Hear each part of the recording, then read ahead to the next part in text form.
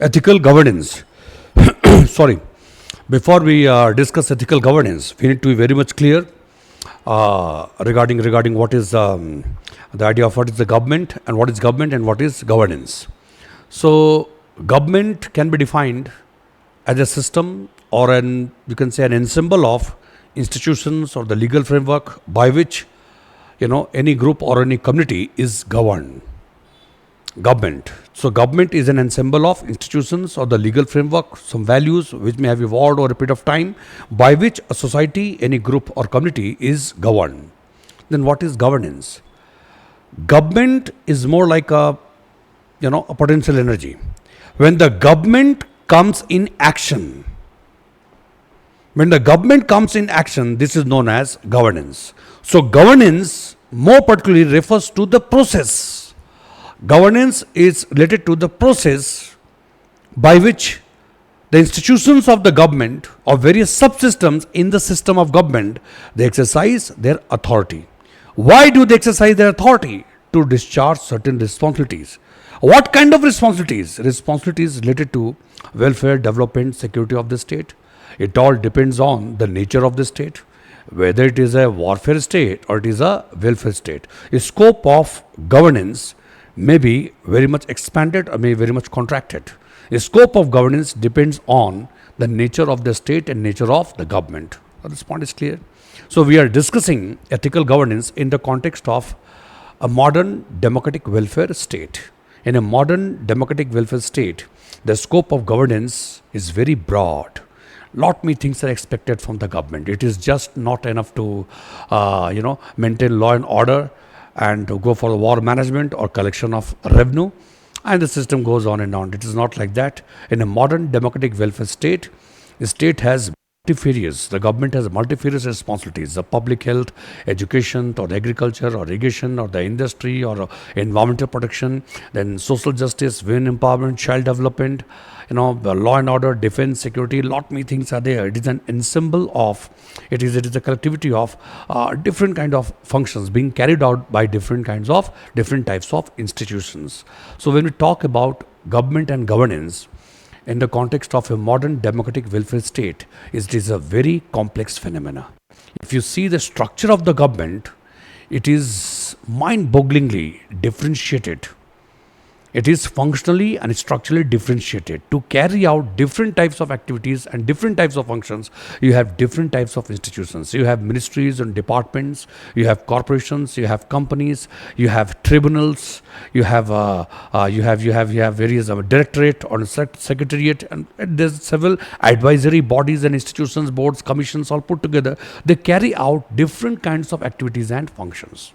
So, this is known as governance. When the government comes in action, it is known as governance. And governance more particularly refers to the process by which the institutions of the state, institutions of the government, they exercise their authority in furtherance of their respective goals, purpose, and objectives. If different institutions, they accomplish their respective goals, purpose, and objectives, that in collectivity leads to accomplishment of ultimate objective. Ultimate objectives to establish a modern, to achieve social justice, economic justice, political justice, that we expect from a welfare state. But social justice, economic justice, and political justice cannot be accomplished in a straight way by working for that. You will have to identify some goal, purpose, and objectives. Objectives are required to be broken down into sub-purpose and objectives. You have to work for public health or education or infrastructure, law and order, security, defense, etc., environmental protection, etc. Lot many things you are required to do. Accordingly, you are required to establish various or different types of institutions. So what is suitable for one purpose and objective may not be suitable for the other. Just like human body. There are different organs, different subsystems.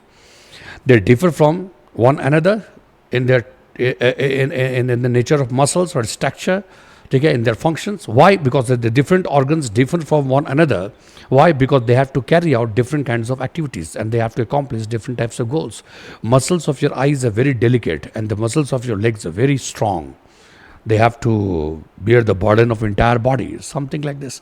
So same is the case with the government and governance. So governance Governance brings within its scope different types of activities. You have quasi-legislative functions, quasi-judicial functions. You have regulatory functions or or developmental functions, ideological functions, and others. In simple words, when you talk about a government, more particularly executive government, they are involved in different kinds of activities like formation of smaller bylaws, rules, and regulations. They are involved in adjudication of disputes. They are also involved in developmental functions to work for health or education, infrastructure. A lot many things are there. Then they are also involved in regulatory functions. Think about TRAI, Telecom Regulatory Authority of India, or Competition Commission of India, then Insurance Regulatory Development Authority of India.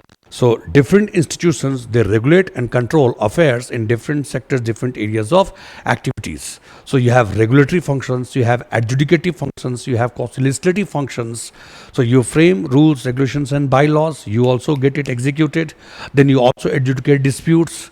Then you have many reconciliatory functions. Whenever there is a conflict of interest, that is also required to be managed. Then developmental functions to carry out different types of activities to bring a real change in the day-to-day life of the people. Health, education, all put together. Advisory functions, you give advice. Different institutions are there to give advice or give recommendations to the government regarding policy making or law making in one or other areas. So governance is a very complex phenomena. And governance, the scope of governance is gradually over a period of time has undergone more and more of expansion. Why? Because society never remains static. Society keeps changing and keeps evolving. Rising needs and aspirations and expectation of society, it demands new kinds of goods and different types of goods and new goods and services from the government. And accordingly, a new institution is required to be established to provide a new set of services. And when you establish a new institution, it means a law is required to be enacted or new order is required to be passed. Then institution, then further the institution carries out certain activities and functions. Then you will have some kind of some limitations or some kind of byproduct will be there which you would not like. To address that, again something else is required to be done. So you have a law, you have an institution provide goods and services, you collect feedback, correctives are required to. Overall governance is a very complex phenomena, there is no doubt about it. A scope of governance, nature of governance, or other matters associated with it will, it assumes one other shape depending on the nature of society it operates within. So you have government, you have governance, and this is the scope of governance, and this is a public at large. What is the impact of governance? Such institutions, different institutions, one is the exercising authority, they are carrying out different kinds of activities and functions, but finally आपने हासिल क्या किया? So what is the impact of governance on on the people at large? Then what is the defining characteristic of that governance? Accordingly, we talk about one other models of governance. Accordingly, you can say that governance, ethical governance. It is not necessary that there will be only one model. So one model of governance may accommodate the attributes of different models of governance. आप मेरी बात समझ रहे हैं? So you have government, you have governance. Governance means exercise of authority. It is the process. Then there is an impact on public at large. What has been the nature of impact? To what extent you have been able to bring, progressive change or desirable change in the day-to-day life of the people. And then what is the defining characteristic of governance? Method, technique, the process that you involve. It means ends as well as means. Both of them are required to be taken into consideration, and accordingly we decide whether it is a good governance or bad governance. If it is a good governance, then again, good governance is a very broad idea and concept. Within the bounds of it come various attributes of good governance. What is clear? So you have a good governance, then within the bounds of it you can say, depending on the nature of governance, you can say it is a ethical governance, or for that matter it is a proactive governance. So there are different models: ethical governance, of proactive governance, or enterprising governance, catalytic governance. Then you have democratic governance, then bureaucratic governance, different types of, then digital governance or governance you can say. So different models. Similarly, you have ethical governance. So you just need to focus first of all on governance. What is governance? What is the scope of governance? And then you examine the first word, ethical. To what extent this governance reflect To what extent this governance, collective exercise of authority by the institution, to what extent it reflects the ethical and moral standards of the society, to what extent it reflects the ethical and moral standards set for the administration or for the government, under the law, under the constitution, to what extent it reflects those ethical moral standards in the process of providing goods and services to the society or exercising authority. Accordingly, it may be called ethical governance or not so much ethical governance. So a governance can be called ethical governance only when this governance reflects the spirit of, or reflects these ethical standards. So ethical standards of the society, then ethical standards set for the government under the constitution, under various laws. So governance imbued with these ethical standards, governance accompanied by these ethical standards, will define whether it is ethical governance or not. The first is honesty and integrity. Remember, when we talk about government, or when we talk about governance, it is a broader concept than administration. When we talk about government includes both political leadership as well as both political leadership and administrative leadership. So ministers on the one hand and executives, bureaucrats, civil servants on the other. So it means government is a broader concept. So when we talk about ethical governance, so in overall what we are talking about governance, it means exercise of authority collectively by political and administrative leadership. Entire political administrative system, that's government, and then it is exercising authority. Point is clear? So in the government, when a government exercises authority, and that is governance, so governance must reflect, must conform to these ethical standards, then only you can say it is ethical governance. So first of all, you have honesty and integrity. So honesty and integrity, that honesty means that transparency or truthfulness. Then integrity is more concerned with intrapersonal integration, conjunction between what you profess and what you practice. Integrity is a very broad concept that includes honesty as well. So honesty and integrity, this is the first requirement when you think of ethical governance. So those who are involved in governance, the group of people, select group of individuals, or you say that elected ones and the selected ones. You have political leadership, the elected ones, and the administrative leadership, selected ones. Political leadership, administrative leadership put together, when they exercise authority, they must reflect honesty and integrity, a conjunction between what they profess and what they practice. They conform to, they adhere to that individual private code of morals, and they also conform to the code of morals or ethical standards which has been set for that organization in which they are functioning. They also reflect due concern, or they reflect in their behavior those fundamental principles and values which are enshrined in the preamble of the Constitution. The law within the bounds of which they are working, they should also conform to the code of conduct or ethical standards as expected under such law. And they have to listen to their inner voice as well. It is just not enough to conform to law. You have to conform to your private code of morals. Point clear? Inner voice. You have to listen to that. So honesty and integrity, there are lot many things that come within the bounds of it. Clear? Then you have impersonality and rule of law. Impersonality and rule of law. Governance, as I said, is a very complex. It is a complex set of affairs, different kinds of activities. So political leadership or administrative leadership, both of them are expected to reflect concern for rule of law.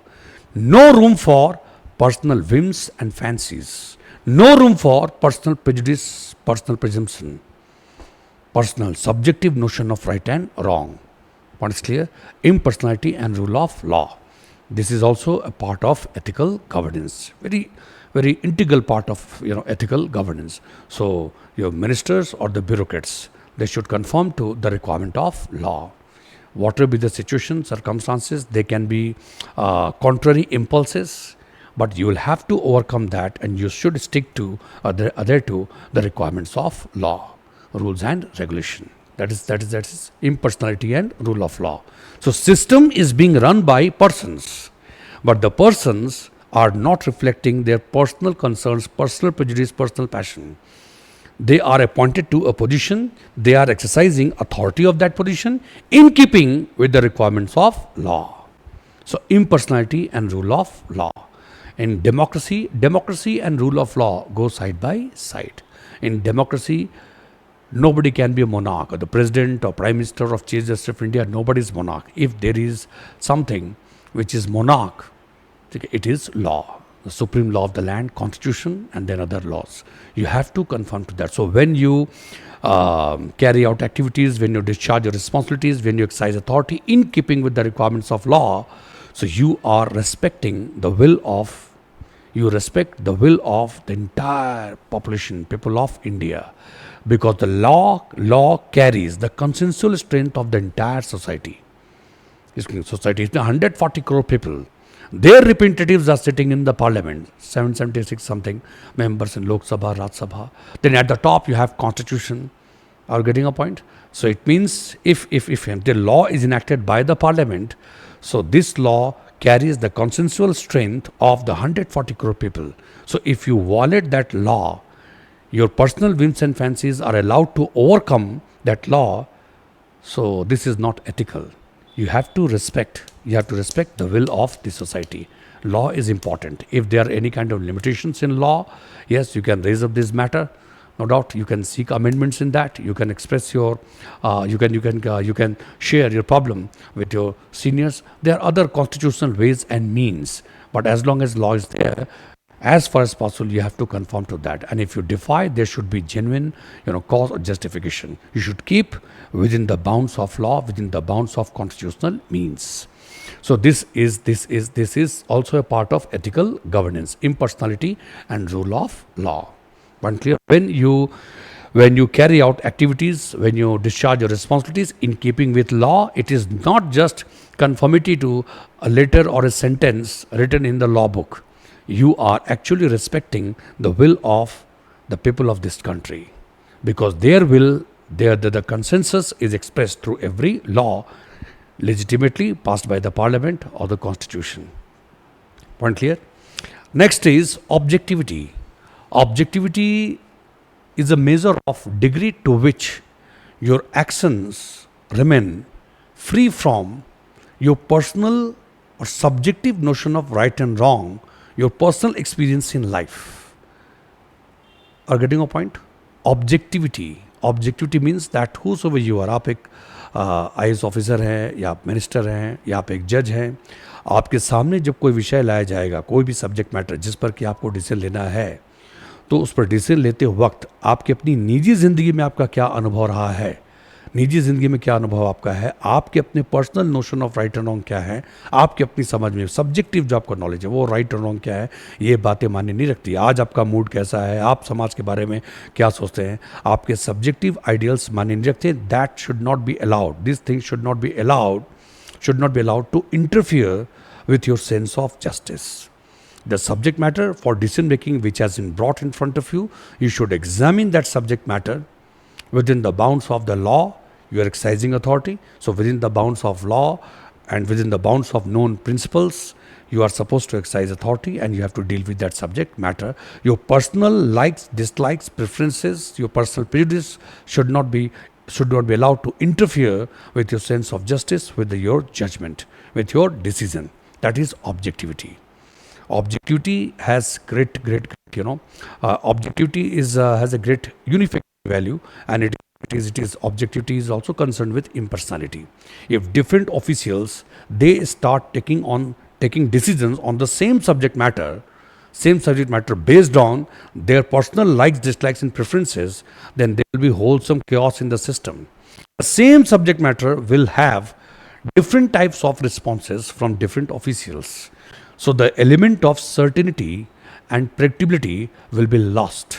Point is clear? To that extent, the trust and confidence of the people in administration, that will be adversely affected. So objectivity is extremely necessary. It does not mean that you have to be mechanical. It means that you are supposed to exercise your discretion. You are supposed to exercise discretion within the bounds of known principles and ideals, within the bounds of some legal framework. You are given adequate space to exercise your knowledge and wisdom. But exercise of such knowledge and wisdom should not transcend that boundary of known principles. It must be intelligible. It must be consistent. It should be clear. Fine. This is your objectivity. Objectivity, अब जैसे अब कोई police officer है, उसके सामने कोई matter आ गया, दो पार्टीज हैं, दोनों के बीच डिस्प्यूट है. अब दोनों पार्टीज जो हैं दोनों अलग अलग कास्ट को बिलोंग करते हैं. तो किस कास्ट को बिलोंग करते हैं, किस कम्युनिटी को बिलोंग करते हैं, पुलिस ऑफिसर खुद जो है वो किस कम्युनिटी को बिलोंग करता है. तो पुलिस ऑफिसर जिस कम्युनिटी को बिलोंग करता है उसी कम्युनिटी को one of the parties to dispute वो भी उसको बिलोंग करते हैं या वो उसके स्टेट से है और इसलिए उसने क्या किया कि अपना डिसीजन या उसका जो एक्शन था वो इससे प्रभावित हो गया. तो वहाँ तक आप कह सकते हैं कि ऑब्जेक्टिविटी हैज़ बिन कॉम्प्रोमाइज्ड. जज के सामने कोई मैरिटल डिस्प्यूट का ऐसा केस आ गया, फैमिली मैटर आ गया हस्बैंड वाइफ के बीच में, तो जज जो है उनकी अपनी समझ क्या है स्त्रियों के बारे में, औरतों के बारे में उनके अपनी समझ सोच क्या है, उसको उन्होंने अलाउ कर दिया कि वो इंटरफियर करे उनके जजमेंट के साथ में. तो वहाँ तक ऑब्जेक्टिविटी जो है वो ख़त्म हो गई. मतलब आपकी निजी ज़िंदगी में आपका अनुभव क्या है, क्या कुछ हुआ है, उससे कोई मतलब नहीं है. आप यहाँ जज के चेयर पे आप बैठे हैं, आपके सामने कोई केस है, सामने जो एविडेंसेस हैं, जो सब्जेक्ट मैटर हैं, जो एविडेंसेस हैं, उसके मेरिट को देखते हुए उसके हिसाब से आप डिसाइड करेंगे what is right and what is wrong. जिस हद तक आपने कॉम्प्रोमाइज़ कर दिया कि नहीं औरतें ऐसी ही होती हैं, क्योंकि आपका अपना पर्सनल अनुभव घर में आपकी वाइफ के साथ जो है उसके आधार पर आपने केस को तय कर दिया, तो वहाँ तक आपने ऑब्जेक्टिविटी के साथ कॉम्प्रोमाइज़ कर दिया. So whatever happens in your personal life, what has been your experience, उन सब चीज़ों को आप दूर रखेंगे and you take decision on the basis of the nature and content of the subject matter in front of you. That is objectivity. It's the measure of degree to which your personal response, your response to any situation remains free from your personal likes, dislikes, preferences, your personal, subjective ideology or subjective notions of right and wrong. That is objectivity. It's extremely essential as a part of ethical governance. That restricts the possibility of any kind of division or any kind of discrimination between two persons or two groups and communities. Clear? Then you have rationality. Rationality, it is also a part of ethical governance, that whenever you take any action, that your action must be intelligible. आप क्या कर रहे हैं ये समझ में आना चाहिए. अभी कुछ महीने पहले एक केस हुआ था, वो केस आप लोगों ने शायद टी पे देखा होगा. कोई अधिकारी थे, ऑफिसर थे, उनका फ़ोन जो है वो कोई वाटर बॉडी, कोई डैम वगैरह कुछ ऐसा होगा, उसमें उनका फ़ोन गिर गया. तो अपने फ़ोन को निकालने के लिए उन्होंने पूरा सिस्टम जो है वहाँ पे असेंबल कर लिया और पूरे पानी को वो पंप से निकालेंगे, पूरे पानी को निकाल के बाहर फेंक दिया.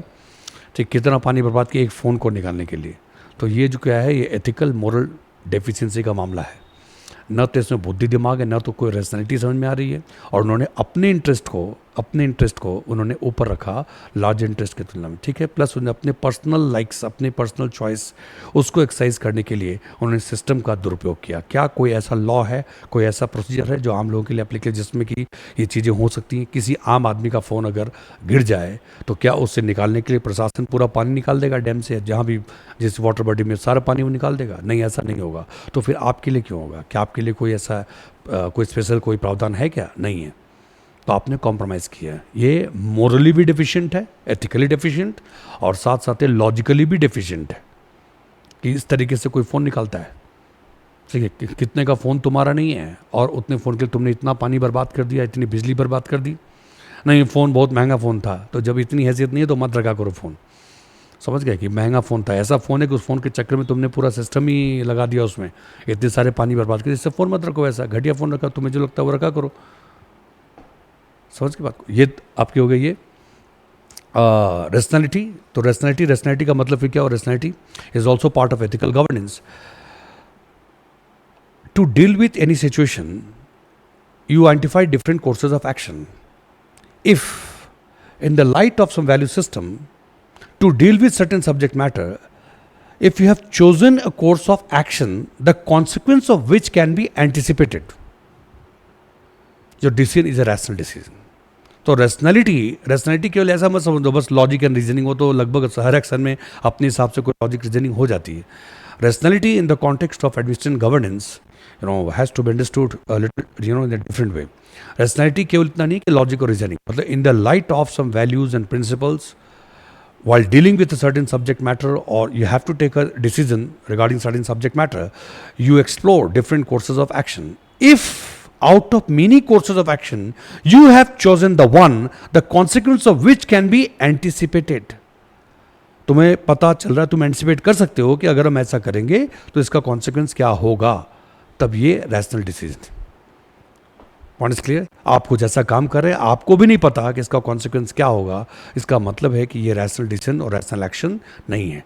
सो therefore it is a part of ethical governance. Whenever the government is doing something, there should be clear cut relationship between the means and ends. Means and resources are limited, and needs and aspirations of society is constantly rising.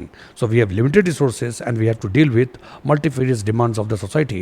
So you cannot afford to misuse resources. Resources are required to be deployed very prudently. So whenever you take any decision, your decision or the course of action chosen by you must reflect, a direct link or very clear-cut, intelligible link between means and ends. That you are doing something, the consequence of which can be anticipated. That yes, I'm going to do this and this will lead to this kind of consequences. This project will be over, or this program will be completed by 2 or 3 years. Into 2 or 3 years, in 2-3 years, we will have accomplished these things. So things are clearly intelligible. To that extent, one can claim that rationality has been accomplished. Rationality has been duly adhered to. That is also a part of ethical governance. Remember one thing: when we talk about ethics in the government and governance, the ethics is a multidimensional concept. Multidimensional. Just 2 or 3 attributes are not enough. There are so many things which come within the bounds of it. In fact, efficiency in government has ethical underpinnings.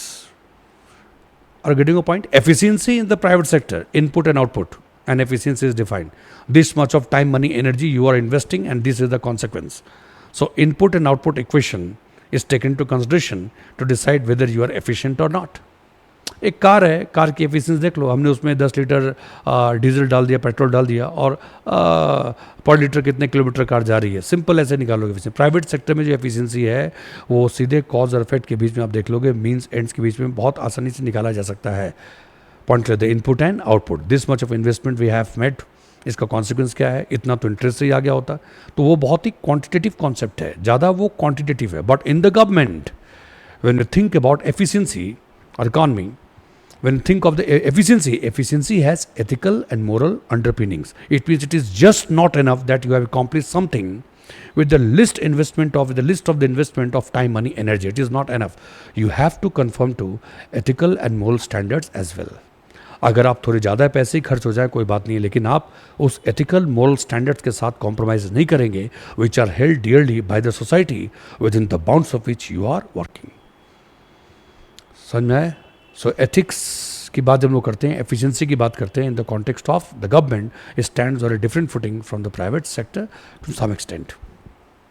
So you have rationality, then you have political neutrality. Political neutrality is also part of ethical governance. So it is for bureaucracy, very well the civil servants, they need to be politically neutral. Because administration is not an end in itself. Administration is an instrument in the hands of the political leadership. Because this instrument has to be used by the political leadership in furtherance of the larger interest of, or the interest of the society, social justice, economic justice, political justice, etc. So administration has to be politically neutral. It does not mean the bureaucrats and the civil servants, they may not have political preferences. They have political preferences, but insofar as discharging their official, insofar as exercising their authority and discharging responsibilities are concerned, they should not be biased, and their decision, their actions should not be governed by one other kind, conformity to one other kind of political ideology. All around people are equal for them, and in their treatment there should not be any kind of differentiation. One more thing, that bureaucracy has to be politically neutral. It means they should not conform to, they are not supposed to conform to any command or any order which is politically motivated, and which does not conform to the requirement of constitutional principles and values, which does not conform to the requirement of rule of law. If bureaucrats are being asked by any political party, any political leadership to do certain things which are not compatible with the common legal code within the bounds of which they are functioning, they can refuse to accept such order and command. So that requires a lot of courage. Unfortunately, that is not happening in India. In many cases, you find the public administration and the top leaders, your police leadership or in general, the administrative leadership, they have, many cases we have seen that they so easily they submit to the political, the whims and fancies of the leaders at the top. So it happens, but this is the extent to which it happens. It is morally and ethically deficient. This is not the part of ethical governance. Point is clear. So ethical governance means that the administration should remain politically neutral. Their actions should be within the bounds of law. Their actions should not reflect the action of their actions should not emanate from the ideological inclination towards one or other political party. Okay, it should be within the bounds of law. So political neutral. And one more thing, for the political leadership also, this is political neutrality. Political neutrality to some extent it is applicable to political leadership as well. अब आप बोलोगे political leadership से political neutrality का क्या मतलब है? मतलब ये है कि टू विन इलेक्शंस, जब इलेक्शन जब चल रहा है उस वक्त आप कंटेस्ट करते हैं, ठीक है, सारी एडवर्सरीज होते हैं, आप फाइट करते हैं, 50 तक की बातें करते हैं, एक दूसरे से आगे निकलने की कोशिश करते हैं, वहाँ तो ठीक है. But once the government is form, then the political leadership should reflect neutrality. Political leadership should reflect neutrality in the matters of delivering goods and services, to the society at large.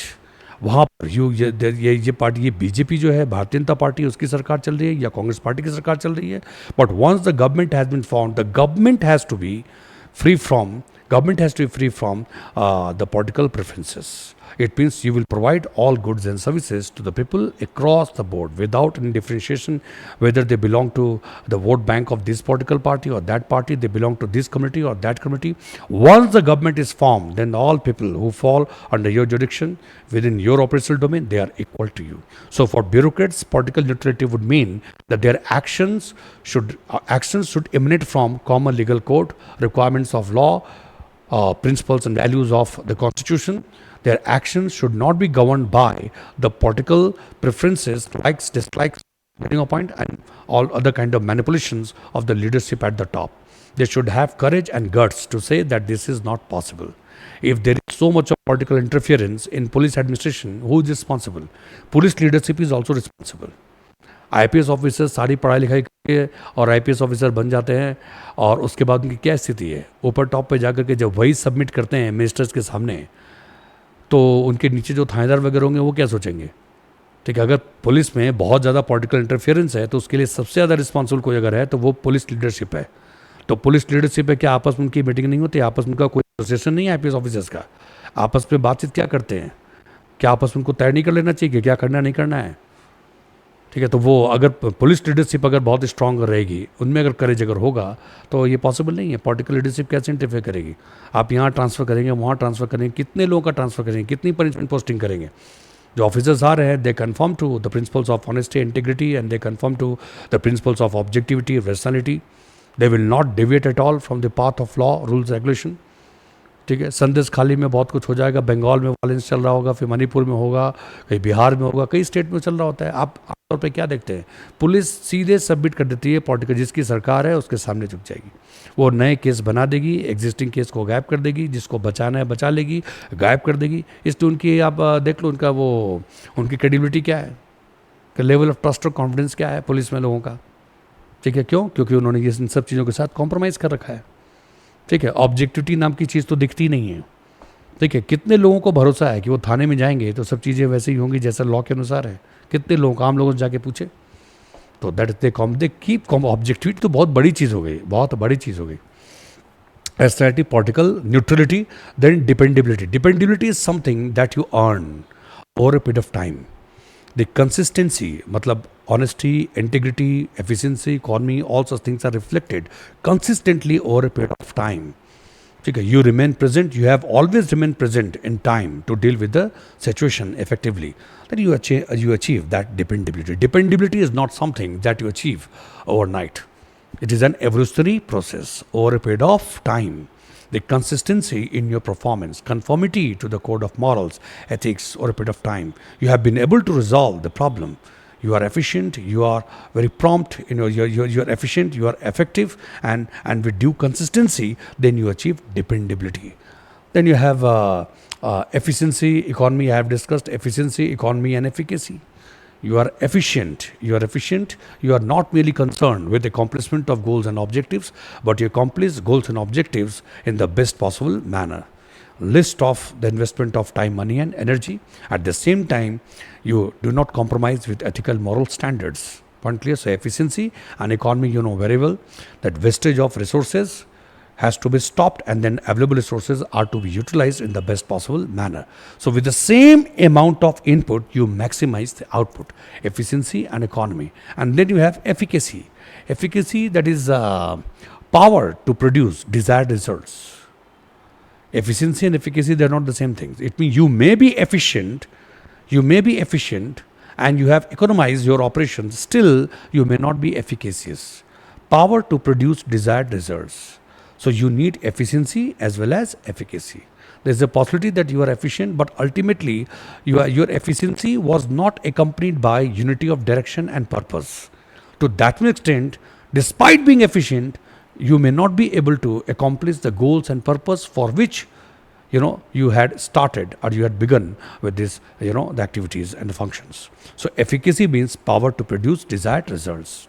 So efficiency is accompanied by unity of direction and the purpose, sense of commitment. In a very organized manner you are doing the things, then you produce the desired results. If that results are not produced, so even though you are efficient, you may not be called efficacious. Next is dynamism. Howsoever good you may be, you are very much efficient, you are very much effective, efficacious, honesty, integrity, everything is there. But one fundamental principle, what is that? That nothing remains static. Everything is constantly evolving. Our society is constantly evolving. So accordingly, administration is also required to be oriented accordingly. It means principle of dynamism has universal relevance. It means in keeping with the changes taking place in the environment, you need to bring desirable changes in the structural dimension of organizations, institutions. You are required to bring desirable changes in the procedures, tools, techniques, and technology, or the equation of relationship between the governance on the government on the one hand and society on the other. So, a lot many things are required to be changed. You have to keep a watch on the developments taking place around, and accordingly, you synchronize with that. Point is clear? So this is your dynamism, principle of dynamism. Howsoever good you may be, you cannot achieve perpetual relevance. Things are constantly changing. So you have to keep pace with changes taking place around. This is your society and this is your governance. If society is constantly moving like this, then governance and administration has to move along sideways. It means that synchronization. वो पढ़े ना जियो synchronous satellite. देखिए अर्थ का जो rotation है वो चल रहा है ऐसे, सैटेलाइट भी ऐसे चल रहा है ऐसे. So that kind of synchronization is required between government on the one hand, government, and then society on the other. This is also a part of ethical governance. How can governance be called ethical if the members, I would say, the political administrative leadership, they are not dynamic. They are just doing the things only for the heck of it. So in the course of time, a lot of changes have taken place in the society. Even value system has undergone changes. The notion of right and wrong, their needs, their aspirations, rising needs and aspirations, if these are not being taken care of, it means society has evolved very fast, but administration is very slow, or it remains largely static. It is not evolving by that pace. So to that extent, there will be a friction between the governance on the one hand, government on the one hand, and society on the other.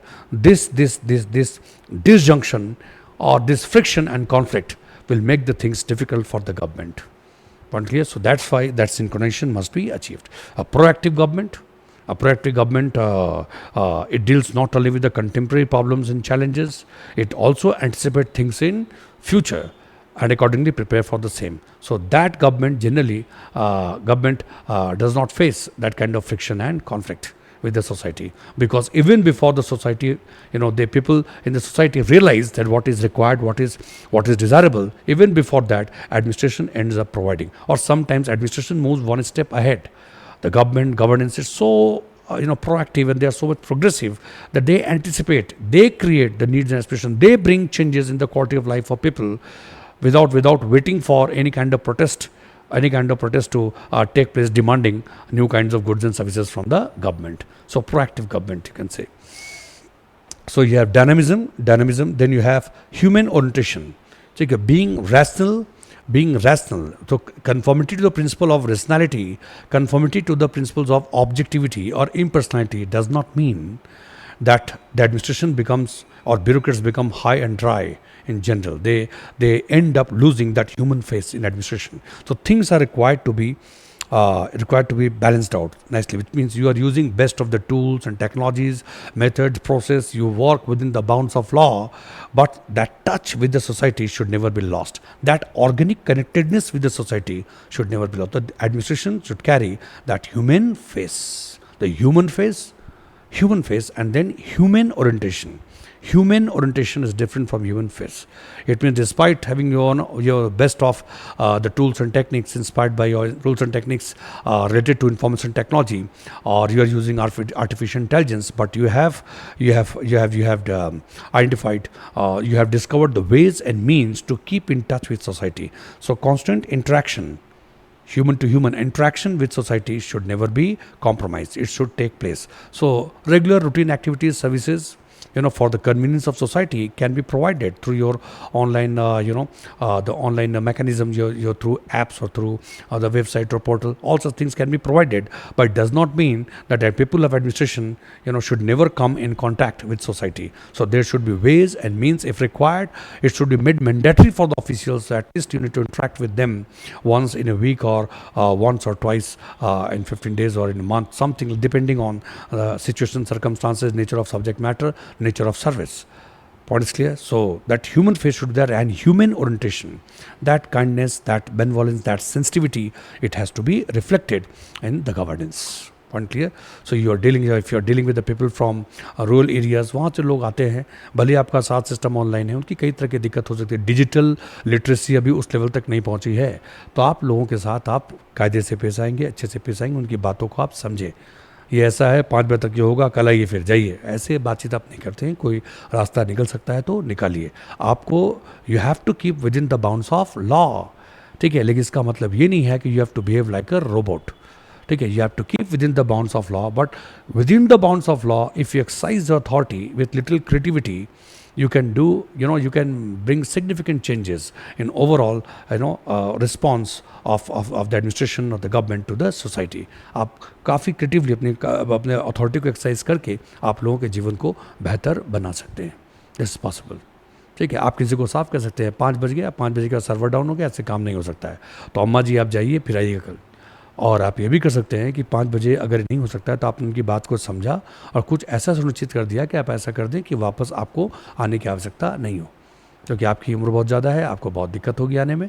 कोई रास्ता, मतलब ऐसा कुछ नहीं, मतलब कोई रास्ता आप निकाल सकते हैं, लोगों के कन्वीनियंस के लिए बहुत कुछ कर सकते हैं. So administration, howsoever sophisticated it may be in terms of tools, techniques, process, technology, modernity का मतलब ये नहीं है कि you end up losing that you end up losing that sensitivity, that human connect.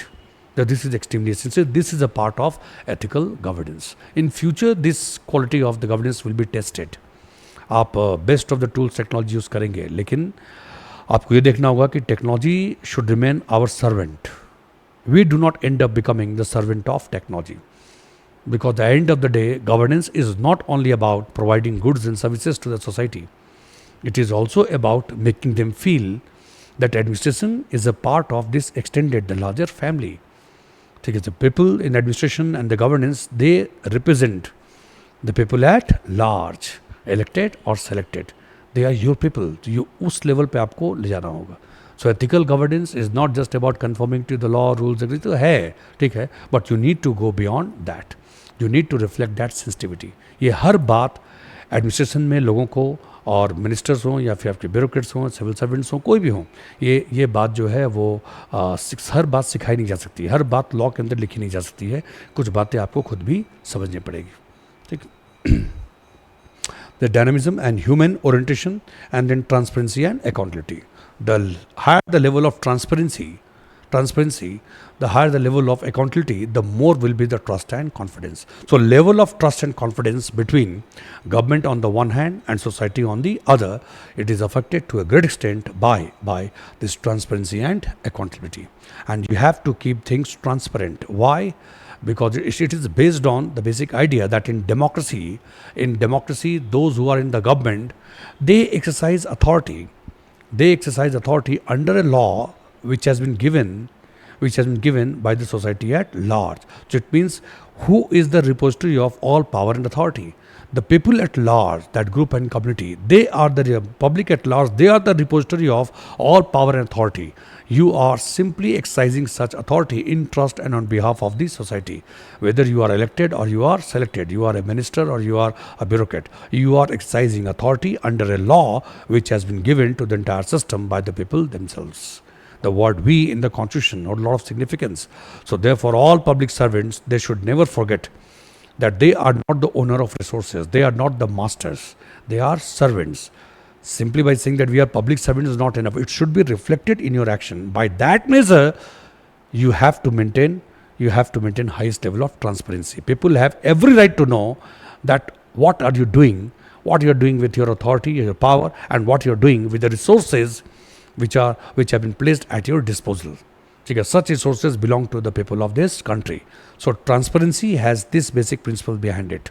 So if you are transparent, you are not extending any kind of favor. You have to be transparent because you are a servant. You are not the master, and master has every right to know what is happening, with his resources. So people at large, they are the repository of all power and authority. They have shared their power and authority to some extent. They have shared a part of their power and authority to create this government. So therefore, the government has to be accountable to the master, to the society at large, and they have to maintain highest level of transparency. One clear? That leads to, the trust and confidence between the government and the society. One clear? So these are some important aspects of ethical governance. Okay, so you have efficiency, you have economy, you have efficacy, and two more points which can be added is the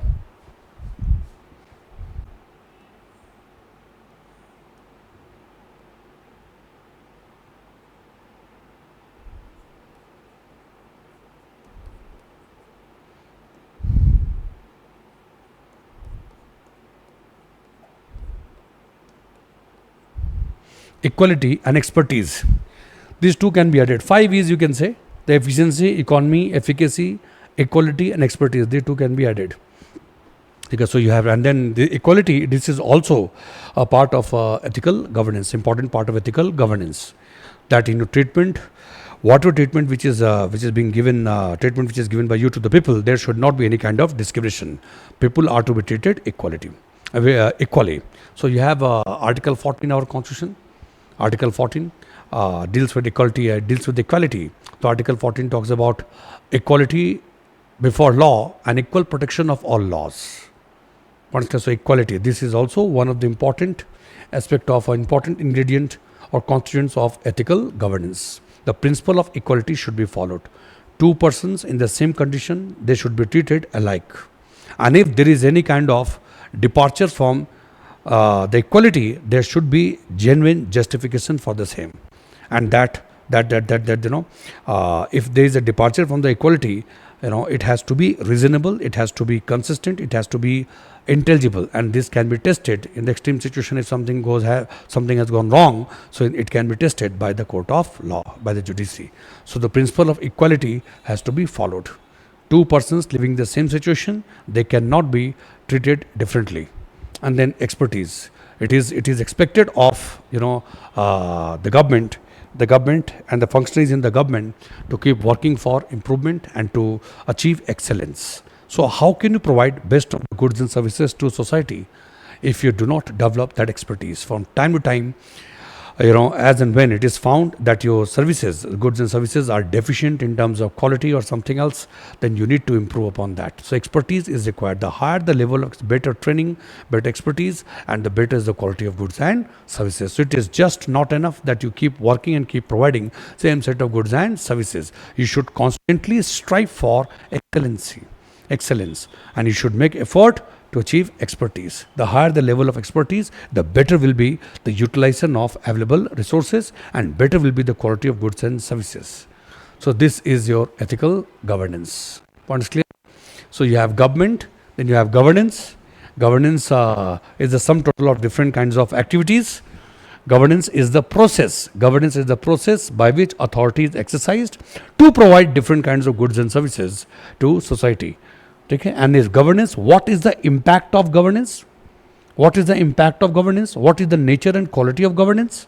Accordingly, the word governance can be qualified by the word like ethical governance or digital governance or e-governance. अब इसके ऊपर आप सारे concept apply कर सकते हो. Governance तो अपनी जगह पे है, आपने इसमें इंफॉर्मेशन टेक्नोलॉजी को बहुत अच्छी तरह से यूज़ कर लिया तो वो ई गवर्नेंस हो गया. ठीक है, you have made use of information technology, ठीक है, to make your decisions better or to ensure better implementation of your decision, to enforce accountability, to facilitate public participation in decision making process, to provide online different kinds of goods and services with the speed and economy. So making use of information technology to provide best of the services to the society, whether in terms of development or security, deliverance of goods and services, all put together, e-governance. And if the governance is accompanied by, if the governance is something which is not merely concerned with providing goods and services, in the course of providing goods and services, governance is accompanied by conformity to these ethical standards, then it becomes ethical governance.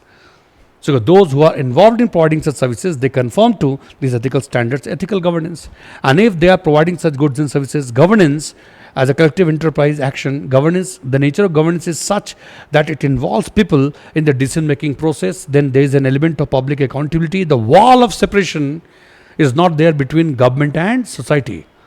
It does not mean that confusion हो गया, ऐसा कहने का मतलब नहीं. कहने का मतलब there is not a rigid wall of separation. It means there is a lot of interaction between government and society.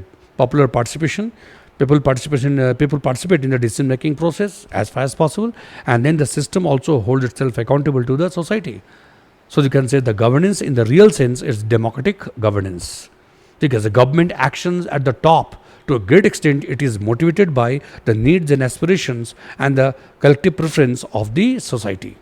So as a democratic governance, the model of governance when people, aam aadmi, they are made to feel important. They are made to feel that the government is not an isolated entity. Government is something which they have constituted. It represents the authority which you have shared with the government, and the government's actions are inspired by your needs, aspirations and expectation. A kind of cyclical process. So you need to understand governance, and then you need to apply the first word, that and it conforms to ethical standards. This is known as ethical governance. So there can be a question like, there is nothing like ethical governance. What is devoid of ethics is not governance at all. Okay? You elevate the things. This is not wrong. There is nothing like ethical. Why to use the word ethical? Governance means governance. It means you are taking things to a higher moral pedestal. Definition of governance. Normally, when we talk about governance, it is about the exercise of authority, the process by which authority is exercised and goals are accomplished. We influence the society. But if you elevate that ethical moral standard, then you will say at the first instance that government is not government, which is not ethically sound. Are you getting a point? So governance, there is nothing like ethical governance. So it means ethical or moral standards should necessarily be included in the process of governance. So it is not something to be taken on a very you can say that you are very good, your governance is ethical governance. Anyway, you have to do that. Ethical attributes should be there in the governance. Ethical requirements should be there in the governance. Governance will not be a governance if it is not accompanied by ethical standards. So that is the point. There is nothing like ethical governance. What is devoid of ethics is not governance at all. So this is the definition of governance, which is more elevated. Deficiency, जैसे तो आप कह सकते हो, education is not education if it is devoid of ethics. So howsoever sound you may be, you have got 99% marks, 99.9% marks. So you have studied so many things in best of the institution in the world, Harvard, Cambridge, everything you have done. But if you are ethically, morally deficient, so you cannot qualify to be called educated. It all depends on what kind of society we are living in. If society has the society which has a very high ethical or moral standards, in that society we will come across this kind of things. That education, you will not be treated as an educated person if you are devoid of ethical and moral standards, simply on the basis of the stock of knowledge that you have acquired, or power, or a power of analysis or intellectual resplendence that you have achieved. For that, simply on the basis of that, you cannot be called educated. Same is the case with the governance. That simply because you are providing goods and services to the society, so it will not qualify for the governance. Governance to begin with good is a distinct thing. Governance, at the first instance, governance has to begin with conformity to ethical moral standards, because a governance which is devoid of ethical moral standards can never develop relationship with the society. Point is clear? Therefore, in the governance, you have to reflect concern for ethical moral standards of society, which are held dearly by society. Otherwise, this government will become a remote government. A government that government will not be a government of the society. Something else.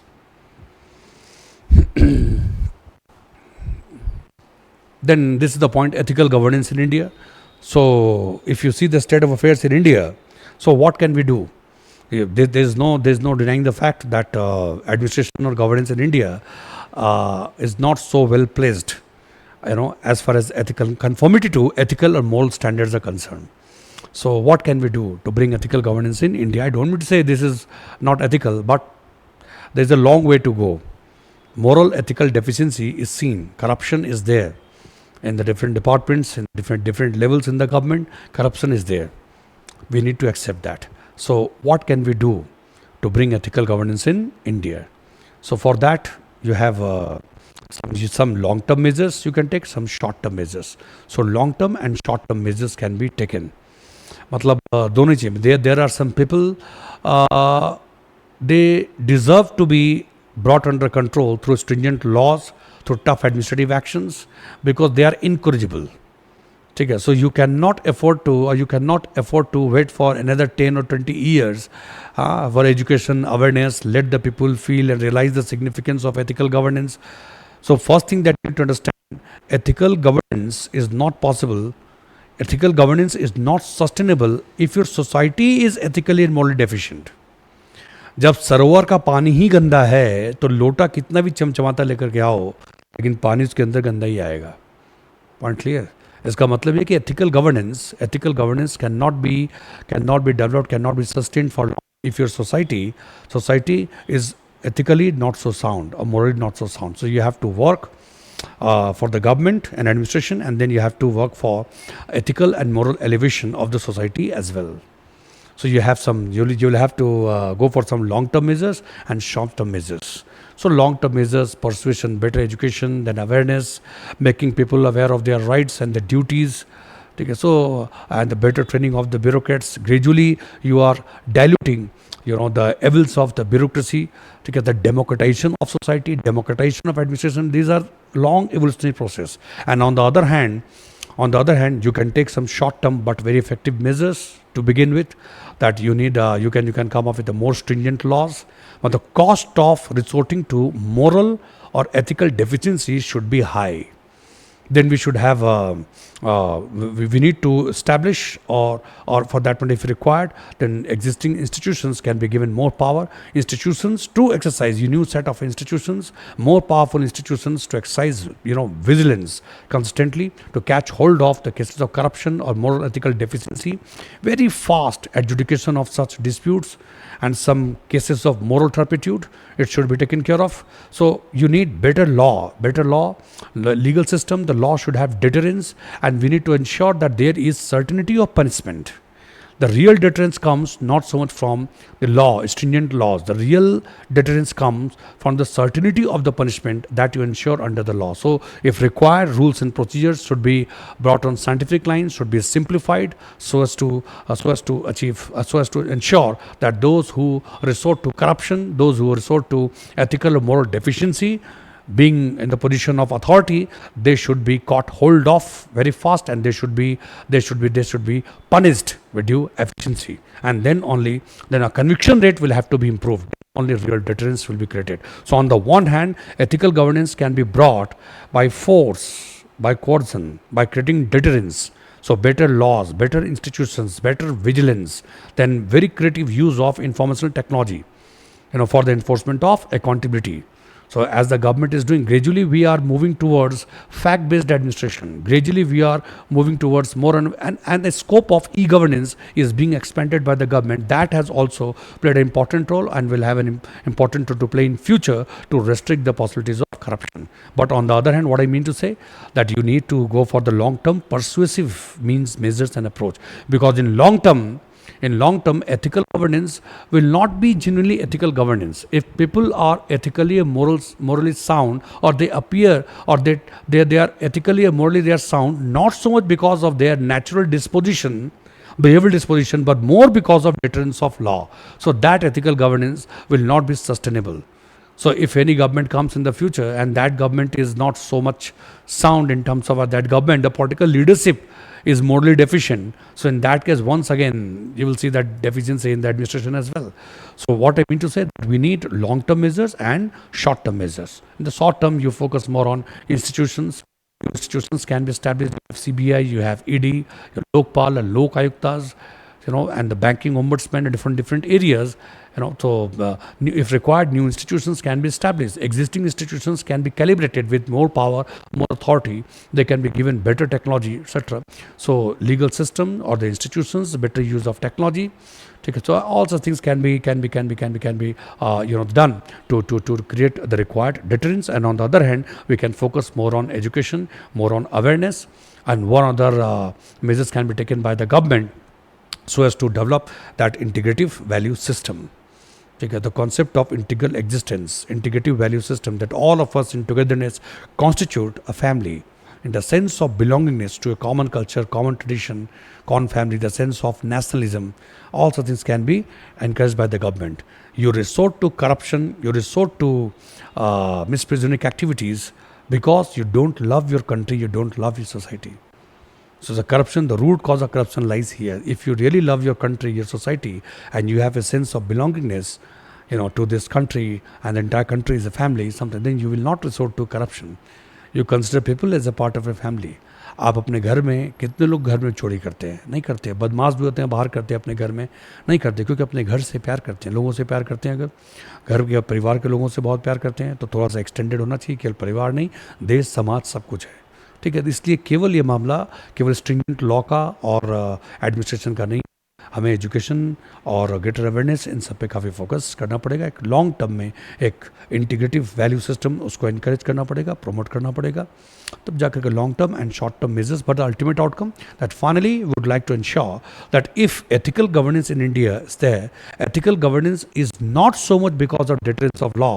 Ethical governance is more because of gradual evolution of the society and administration on positive lines. There has been elevation of moral and ethical standards of society. So it is not something which is people talk so much about. This is quite natural. You have to be like this. How can you exercise authority, in this way and manner? How can you discriminate between two individuals, groups and communities? They belong to this. They belong to this. They are related. They are doing something, or they have done something under a law, and they have to be treated within the bounds of law, without any differentiation, without any discrimination. Simple point.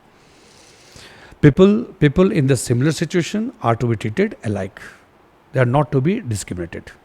Ethical moral deficiency should be arrested, not only by law, deterrence of law and institution, but also because of gradual evolution of society on positive and progressive lines. So people develop in general a natural disposition not to do something wrong. Point clear? लोग traffic signal पे, वहाँ पे traffic में आप देखोगे लोग जो है रेड सिग्नल जैसे होता है वहाँ रुक जाते हैं इसलिए नहीं क्योंकि पुलिस फाइन कर सकती है, पुलिस आपको पनिश कर सकती है, इसलिए कि लोग डिसिप्लिन हो गए. अब वहाँ पुलिस है या नहीं है, लेकिन वो लोग वहाँ पे रुक जाते हैं. नेचुरल डिस्पोजिशन ऐसा होगा. डिसिप्लिन का भी हमारा देश ही हमारा एक सिस्टम है. हमें इतना काम तो हम लोग कर ही सकते हैं. Governance is not something which is associated with government alone. Governance in the larger context is a collective enterprise which involves people as well as institutions of the government. स्वच्छ भारत अभियान कब तक चलाएंगे मोदी जी? आप खुद कॉपरेट करेंगे नहीं, यहाँ वहाँ खाते पीते सब फेंकते रहेंगे तो क्या होगा? अगर आप गलत नहीं करते हैं और आप दूसरों को भी रोकते हैं, तो आप भी गवर्नेंस का एक हिस्सा हैं और बहुत बेहतरीन काम कर रहे हैं, ठीक है. So ethical governance has to be achieved, ठीक है. To begin with you need coercive as well as persuasive measures. शुरुआत में दोनों चाहिए, but gradually in the course of time ideal situation will be this, that this coercive measures this will be diluted. It means the situation will have arisen that will lead to dilution of these measures. तो धीरे धीरे कर अब society जो है वो ज़्यादा ethical governance इसलिए है क्योंकि सोसाइटी भी मोरली साउंड है, और सोसाइटी अगर मोरली साउंड है तो उसी सोसाइटी से लोग निकल के आकर के एडमिनिस्ट्रेशन में का हिस्सा बनते हैं. So remember one thing that you need to understand that government and administration on the one hand, society, they are in a kind of mutually influencing relationship, ठीक है. लोग कह सकते हैं कि administration can never be morally ethically sound if society is not so sound. Society ही ethically morally sound अगर नहीं है तो एडमिनिस्ट्रेशन साउंड कैसे होगा, समझ गए. और ये वैसे वर्षा म्यूचुअल इन्फ्लुएंसिंग रिलेशनशिप है. फिर एडमिनिस्ट्रेशन ही खुद डेफिशिएंट अगर है तो फिर सोसाइटी में भी वो और एनकरेज ही करेगा करप्शन को, ठीक है. फिर भी दोनों में ज़्यादा इंपॉर्टेंट ये है कि एक्चुअली दोनों साइमल्टेनियसली होना चाहिए. So we have to bring some kind of reforms and changes. We need to focus on ethical moral standards within the administration. Administrative ethics should be emphasized, okay? And then at the same time we should take appropriate measures for the gradual elevation of ethical and moral standards of society on progressive lines. So you need simultaneous action. जनता ये बोलेगी police पहले सुधर जाए तो हम उसका सम्मान करेंगे, पुलिस ये बोलेगी जनता पहले सुधर जाए तो फिर हम उनका सम्मान करेंगे. नहीं, आप दोनों ही साथ साथ सुधर. जहाँ आपसे गलती हो रही है आप भी सुधारें अपने आप को, और आपसे भी कुछ गलती हो रही है आप भी सुधारें, ठीक है. ये पूरा एक साइक्लिकल प्रोसेस है. So it's ethical governance. What is clear? Ethical governance शब्द को यहाँ पे आप देखिए एकदम सिंपल है. शॉर्ट टर्म मेजर्स और long term measures, ethical governance.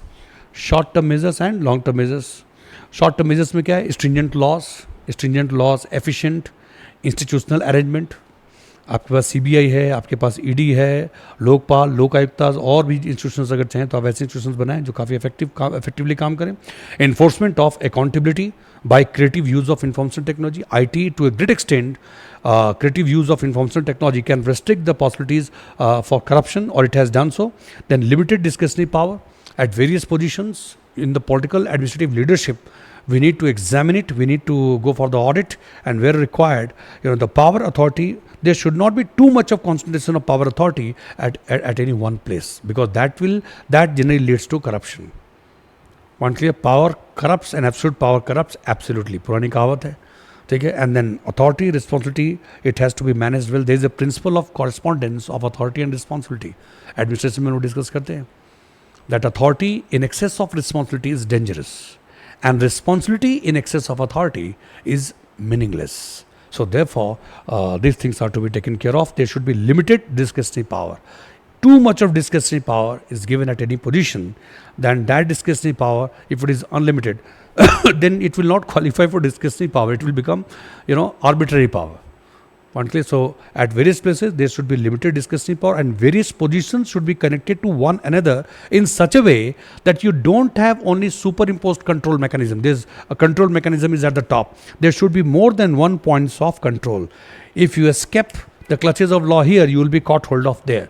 So overall control mechanism has to be designed in the administration, in the governance in such a way that there are various points of control connected to one another. Already system to a great extent conforms to that, but because of lack of willingness, sometimes if the intent is wrong, then best of the system will fail. They will, when the bureaucrats and the officials, they devise various ways and means, for some kind of symbiotic alliance with the political leadership and the corporate world.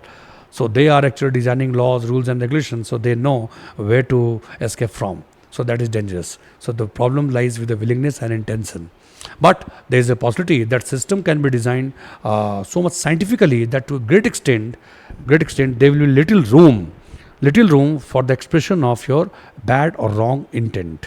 मतलब system ऐसा design होना चाहिए कि वो challenge कर सके कि आप करप्ट है ना, करप्शन करके दिखाइए आप, ठीक है. आप कोई मिस एप्रोप्रिएशन करके दिखाइए, ठीक है. System, a good system is the one which has been designed like this.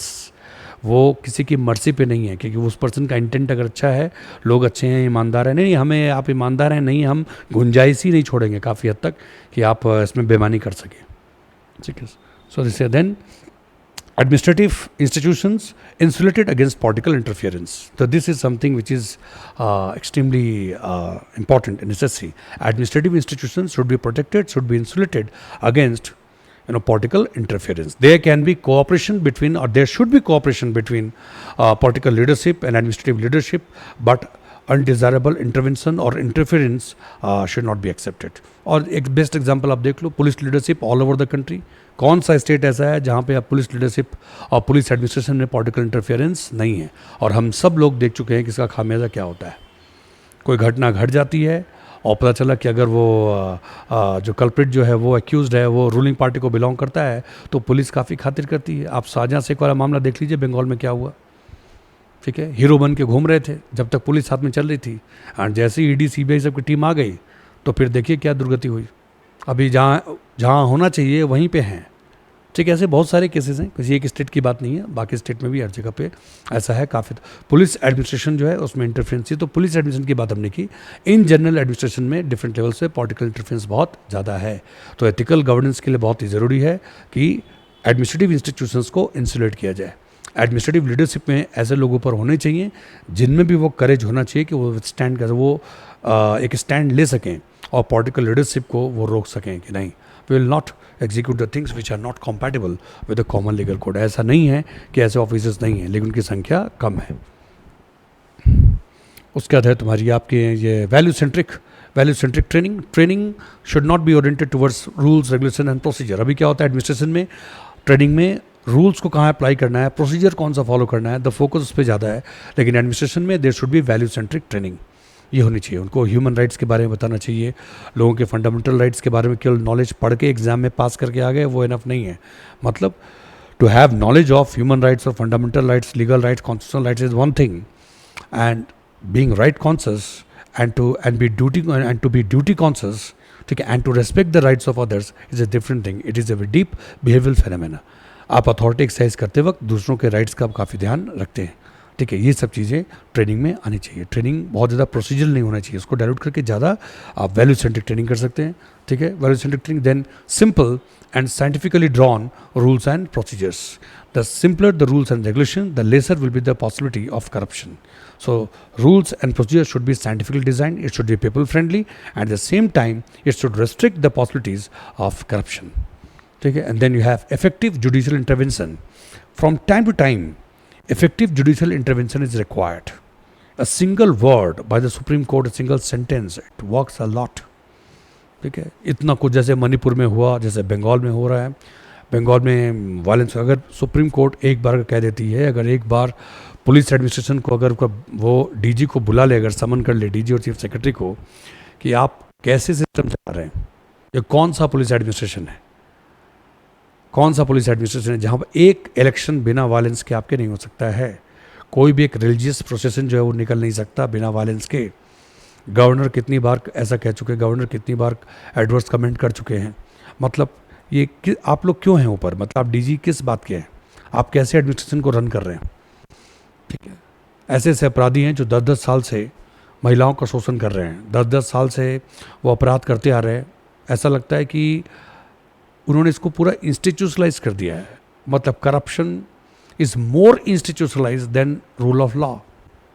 ठीक है, तो आप लोग कर क्या रहे हैं, it's important. So judicial intervention too is required from time to time.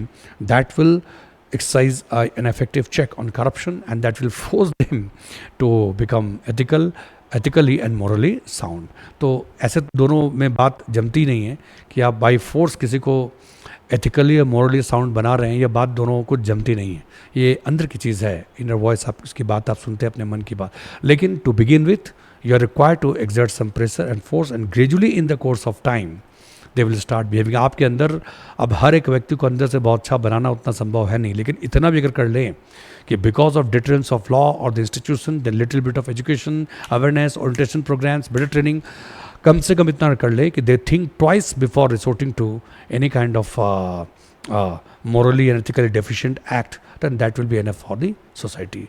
हर एक व्यक्ति को आप बिल्कुल इस लेवल तक नहीं ले आ सकते, लेकिन बहुत लोगों को आप रोक सकते हैं करप्शन करने से, क्योंकि डिटरेंस ऑफ लॉ और एडमिनिस्ट्रेशन की वजह से। और कुछ लोग जिनमें ये संभावना है सुधरने की, तो उनको आप फिर बेटर ट्रेनिंग का असर पड़ेगा उनके ऊपर, और वो एक बेहतर इंसान वो बनेंगे। अल्टीमेटली सोसाइटी जो है उसको आप इस ढंग से बचा सकते हैं, इस करप्शन से सोसाइटी को बचा सकते हैं, arbitrary exercise of power, authority और इन सब चीज़ों से। ठीक, so these are your short term measures. ठीक है, ये लॉन्ग टर्म में ये बड़ी बात है, एवोल्यूशनरी प्रोसेस है, education, awareness, then promotion of integrative value system, public participation in decision making process, democratization of administration, democratization of administration. So interface administration and society, that interface has to be the possibilities are to be improved, because there's a greater interaction between administration and society. So people should be made to feel that administration is an integral part of society. It is not a distinct and isolated entity. Clear? फिर उसके बाद democratization of administration, debureaucratization. Debureaucratization does not mean doing away with bureaucracy. It means doing away with the evils of bureaucracy gradually over a period of time. ठीक है, so you are doing away with the complex set of rules and procedures. It means rule orientation should be there, formalism should be there, but as far as possible the interaction between the two, bureaucracy on the one hand and society on the other, that interaction should be possibilities for interaction should be improved. Doing away with the evils of bureaucracy, that organic connectedness with the society should be ensured. So these are some you have long-term measures and short-term measures. Long-term measures, obviously, they are evolutionary process. All of a sudden, you cannot democratize your bureaucracy, or you cannot do away with the evils of bureaucracy. But gradually, in the course of time, through better training, through better training, and so through the from time to time through orientation programs, okay, and then more interaction with society, and then with the deterrence of law. ठीक है, and effective and establishing very powerful and effective institutions to check corruption and other kind of moral ethical deficiency. In this way, overall, through these long term and short term measures, we can push governance towards ethical governance.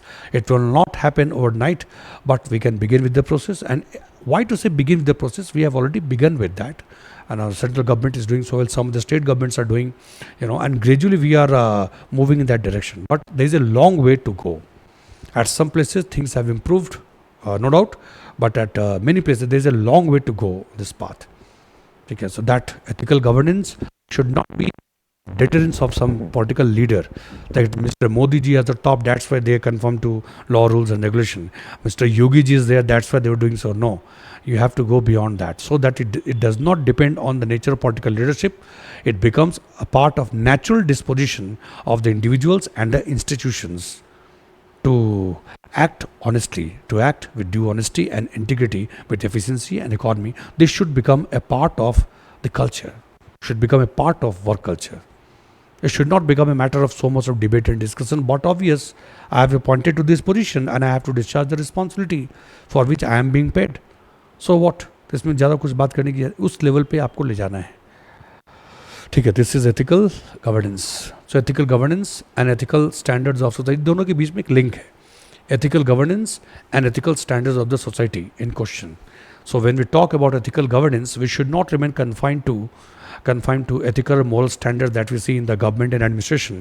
We should also focus on society, because administration does not come from heaven. The government does not come from heaven. It comes from the same society. So if society is undergoing some kind of moving towards, or you can say positive entropy, is undergoing some kind of moral or ethical decadence in day-to-day life, then we need to arrest that. इसलिए समाज में क्या कुछ घटना घट रही है, कई तरह के डेवलपमेंट्स लगातार होते रहते हैं, तो इन सब पे नज़र रखनी चाहिए कि हमारा एजुकेशन सिस्टम कैसा काम कर रहा है, बच्चों की प्रवृत्ति किस ढंग की है. ठीक है, आप हेल्थ, एजुकेशन, इन सब पे ध्यान देना है, वैल्यू सिस्टम, इन सब पे ध्यान देना है. कई सारी घटनाएं घट रहती हैं जिससे हम लोग काफ़ी तक पता कर लेते हैं कि किस डायरेक्शन में सोसाइटी जा रही है. तो समय रहते ही गवर्नमेंट को इनिशिएटिव लेनी पड़ती है. बहुत साइलेंटली धीरे धीरे एजुकेशन सिस्टम में बदलाव आ गया, आपका हेल्थ सिस्टम उसके अंदर बदलाव आ गया, सोशल सिक्योरिटी वगैरह पे सरकार क्या कर रही है, नहीं कर रही है. बहुत सारी की चीज़ें ऐसी हैं, अच्छी इनिशिएटिव ले सकते हैं एथिकल मोरल स्टैंडर्ड्स को एलिवेट करने के लिए। स्कूल्स हैं, कॉलेजेस हैं, उन सब में सिस्टम किस ढंग से काम कर रहा है, ये सब चीज़ होनी चाहिए। जब टीचर्स ही खुद मोरली डेफिशिएंट होंगे, एथिकली डेफिशिएंट होंगे, तो बच्चों को क्या सिखाएंगे? और बच्चे जब नहीं सीखेंगे तो वो बाहर जाके क्या सिखाएंगे? स्कूल्स के अंदर पता चलता है ऐसे ऐसे आप बच्चों से अगर आज बात करेंगे, स्कूल्स के बच्चे बहुत ज़्यादा देखते हैं, पॉजिटिव अप्रोच उनका नहीं रहता है स्कूल के प्रति। मतलब 5th 6th स्टैंडर्ड्स के बच्चे जो हैं वो स्कूल पे एजुकेशन रिफॉर्म्स के बारे में 5 बातें हम लोग सुनते हैं, बता सकते हैं। 5th 6th स्टैंडर्ड के बच्चे बोल देते हैं, हर समय पैसे मांगते रहते हैं कई वो नहीं, आप ये किताब यहीं से खरीद लो। ये बच्चे सारी चीज़ें देख रहे हैं कि हमारे पापा को बहुत परेशान कर रहे हैं कि टाई 2 महीने हुई नहीं कि टाई दूसरी टाई खरीदो आप जल्दी से 800 रुपये की, नहीं तो आपको बच्चों को आने नहीं देंगे। ठीक है, तो सारे बुक खरीदने हैं, ड्रेस आप बैग, सब जो भी कुछ है यही से लेना है, और हर दिन 50 रुपये 100 रुपये 100 ये सब चीज़ें हो रही। तो आप इस के क्या आप एथिकल मोरल स्टैंडर्ड्स के क्या करेंगे? बच्चे खुद ही कह रहे हैं कि हमारे स्कूल जो है वो तो पैसे लूट रहा है और हमारे पापा को ही परेशान करता रहता है हर समय, आप समझ सकते हैं। तो ये कोई एक ऐसी चीज़ नहीं है कि ओवरनाइट गवर्नमेंट कुछ लॉज लेकर के आ जाएगी और कुछ इंस्टीट्यूशंस आ जाएंगे और सारी, ये एक एवोल्यूशनरी प्रोसेस है। ये सब भी जो बातें हम लोग कर रहे हैं यहाँ पे कि short term measures, long term measures, ठीक है, इन सब में टाइम लगेगा। रिलेटिव टर्म्स में हम लोग शॉर्ट टर्म और लॉन्ग टर्म की बात कर रहे हैं, but it will take time. Gradually in the course of time you need some deterrence, at the same time you need to create conducive environment, for learning, for education, awareness, so that people develop over a period of time a general, a natural disposition against corruption and gradual orientation. Quite simple, simply they are oriented towards ethical and moral standards. उस पर इतनी चर्चा करने की आवश्यकता नहीं। ये मेरा कर्तव्य है कि मैं माता पिता के लिए करूँगा, ये बहुत अच्छी स्थिति नहीं है। अच्छी स्थिति वो है कि आप ऑब्वियसली कुछ चर्चा की बात ही नहीं है, मैं आई और कर्तव्य ये सब भारी भारी वर्ड उसके होती है, तो सिंपल सी बात नेचुरल, अपने माता पिता का ख्याल रखेंगे, तो इसमें कौन सी बात होगी कि आप मोरली बहुत हाई हो गए, ऐसा कुछ नहीं। ये तो करना ही है, वहाँ सोसाइटी को दे लेकर के आपको जाना है, जहाँ पे ethical moral standards quite naturally आ जाए। ये काफ़ी बातें कर करके अगर आ रही है तो इसका मतलब ये कि अभी हम लोग काफ़ी दूर हैं इससे, इसलिए बहुत चर्चा का विषय, तो बहुत लंबी जर्नी है, लेकिन आप बिगिन करेंगे ग्रेजुअली, एक एवोल्यूशनरी प्रोसेस है, धीरे धीरे वहाँ तक पहुँचेंगे। This is about ethical governance, ठीक है। Governance, government and society mutually influencing relationship. Society government को इन्फ्लुएंस करती है, गवर्नमेंट सोसाइटी को इन्फ्लुएंस करती है। कभी कभी गवर्नमेंट अगर प्रोएक्टिव है, वो लॉन्ग टर्म में चीज़ों को देखती है, बहुत प्रूडेंट गवर्नमेंट है, तो वो एथिकल मोरल स्टैंडर्ड्स को एलिवेट करने के लिए बहुत सारे इनिशिएटिव ले सकती है। और अगर सोसाइटी बहुत साउंड है, एथिकली मॉरली बहुत साउंड है, तो that society will never choose a government, will never elect a government which is morally ethically deficient. और अगर गलती सरकार बन भी गई तो सोसाइटी पनिश कर सकती है, स्ट्रिंजेंटली पनिश करेगी उस गवर्नमेंट को, अगला मौका नहीं मिलेगा। तो बोथ ऑफ देम समझिए इंटरलॉक्ड, ये अच्छी चीज़ थी। ये गवर्नमेंट भी सोसाइटी को इन्फ्लुएंस कर सकती है और सोसाइटी भी गवर्नमेंट को बनाती है और उससे इन्फ्लुएंस कर सकती है। So is a mutually influencing relationship, इसलिए हमें इम्प्रूवमेंट दोनों लेवल पे करना है। केवल गवर्नमेंट में ही एथिकल और मोरल गवर्नेंस, एथिकल गवर्नेंस की बात वर्ड जो है एक्सप्रेशन होता है ऐसे कि एथिकल गवर्नेंस आप गवर्नमेंट के साथ जुड़ गए, लेकिन actually it is not associated with government only, it is concerned with society as well. Otherwise ethical governance cannot be sustained over a long period of time. This I think I have discussed most of the points. ये अलग अलग model of governance है, आप देख लीजिए।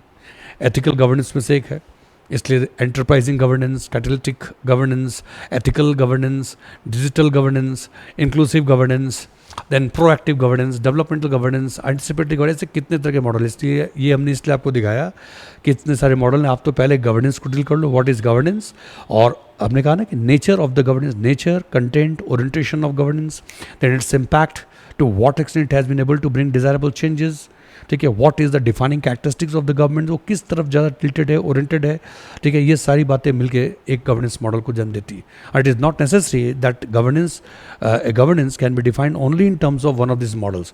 There can be a government the governance of which is so sound that it incorporate the attributes of most of this model. एक ही government, उसका गवर्नेंस ऐसा हो सकता है कि आप बोल सकते हैं कि ये एंटरप्राइजिंग गवर्नेंस है, एंटिसिपेटरी गवर्नेंस है, डेवलपमेंट गवर्नेंस है। So government is concern with development, governance is concern governance, the government is anticipatory government, the government is not merely confined to the contemporary challenges and problems, it anticipate things and prepare for the same. Then the government, development governance, the focus of the government is on development. Development is a qualitative concept to bring qualitative change in the day-to-day life of the people. Proactive governance. So government is proactive. It anticipates and then prepares. More or less ये काफ़ी एक जैसे हैं, proactive and anticipatory governance. Then you have enterprising government. The government governance, enterprising. It believes in taking. If requires, it can make a departure from the existing train. It has that guts and the courage. ठीक है, so it can take initiative. It can take initiative for change. Enterprising government is constantly in action. It also encourages more and more of activities, expanding the scope of activities, taking new initiatives, taking calculated risk. Enterprising government. And a catalytic government, it keeps providing the required stimulus.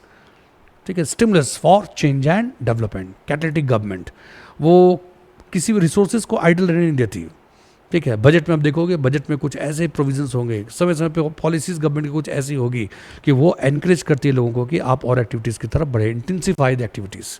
Catalytic government, it comes up with one of the kind of stimulus packages or very progressive and very bold initiatives that the government is also taking initiative and government encourages others to take initiative. Catalytic government. So then ethical governance I have discussed, and then you have digital governance. So digital governance or e-governance, digital governance, a very creative and productive utilization of informational technology, tools, techniques, to provide best of the goods and services to society, to enforce accountability, to ensure public participation.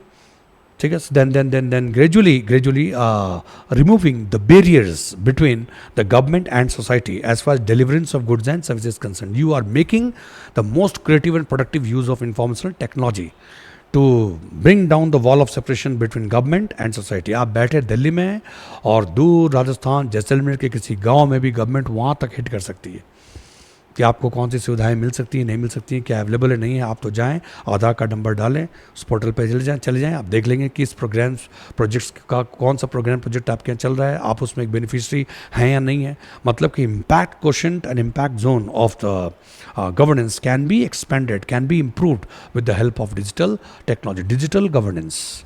So creative and productive use of informational technology to improve the quality of governance.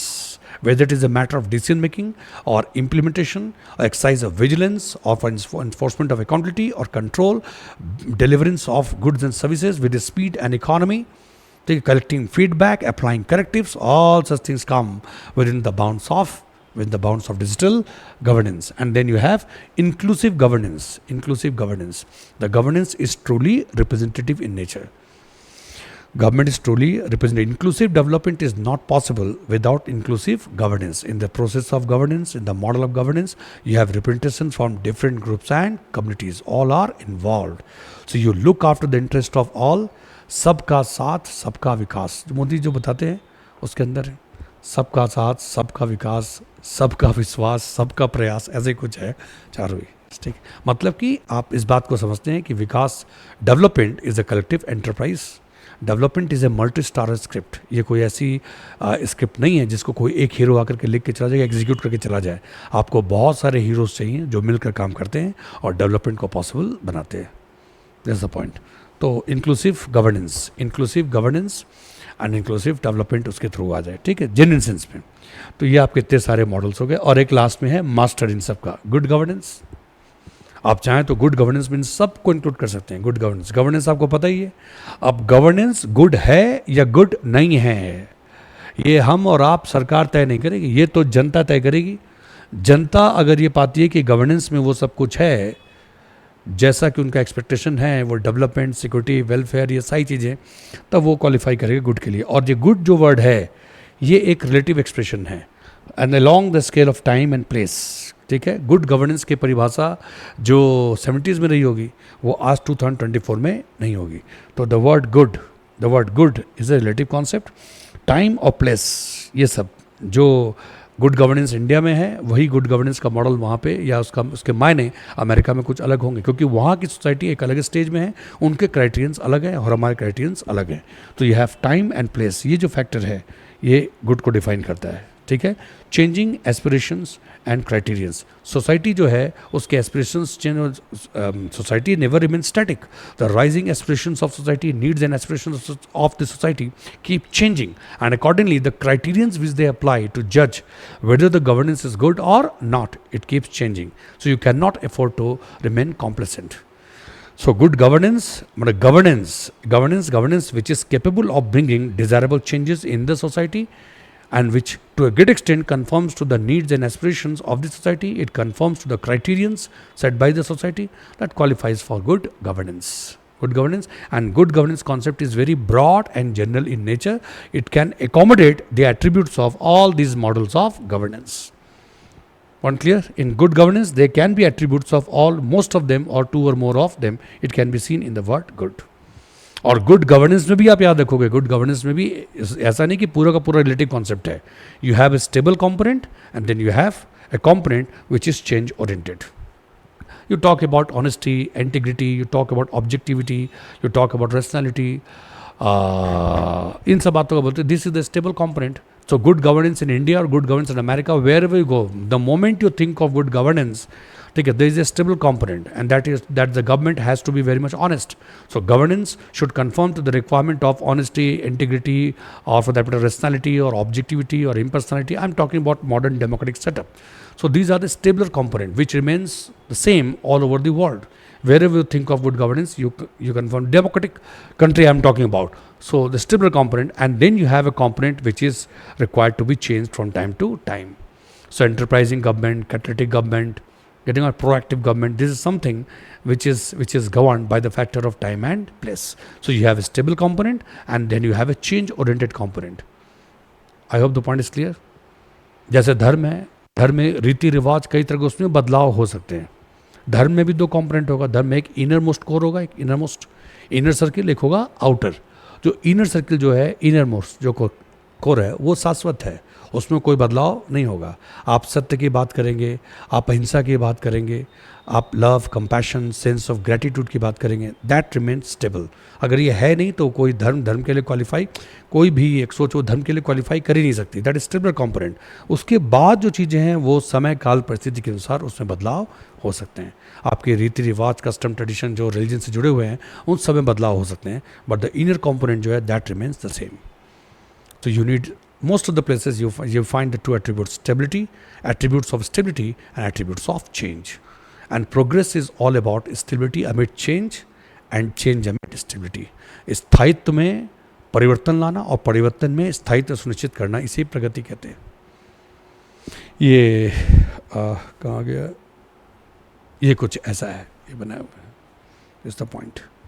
ये देखिए, ये good governance में भी ये एक inner component है, ये inner circle, और ये है आउटर सर्किल. ठीक है, ये है core content, stable component.